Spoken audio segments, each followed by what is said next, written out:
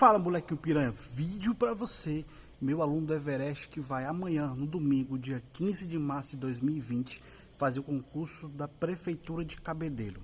Hoje eu não pude estar com você no aulão do dia D, pois eu estou de plantão, estou de serviço, estou no meu concurso.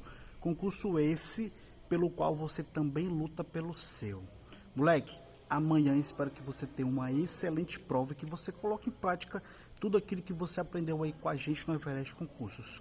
Mas deixa eu te dar só uma última dica, moleque. Vai tranquilo, vai fazer a prova como se fosse uma brincadeira. Você vai com responsabilidade, mas vai sem pressão. Porque independente do resultado, você ter chegado até aqui, você é um grande vencedor.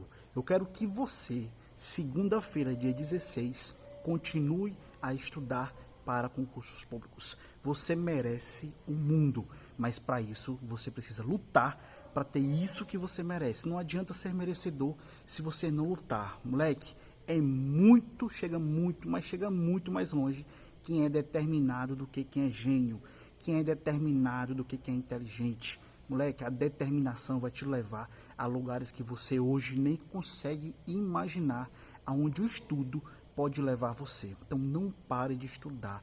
O estudo é transformador de vidas. O estudo transforma realidades. O estudo vai transformar a tua história. É a melhor ferramenta que você pode ter contra o sistema, é estudar.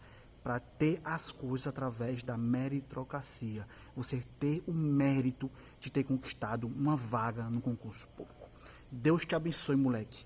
Estuda que literalmente a vida muda. Acabei de fazer minha corridinha, olha lá. Olha lá.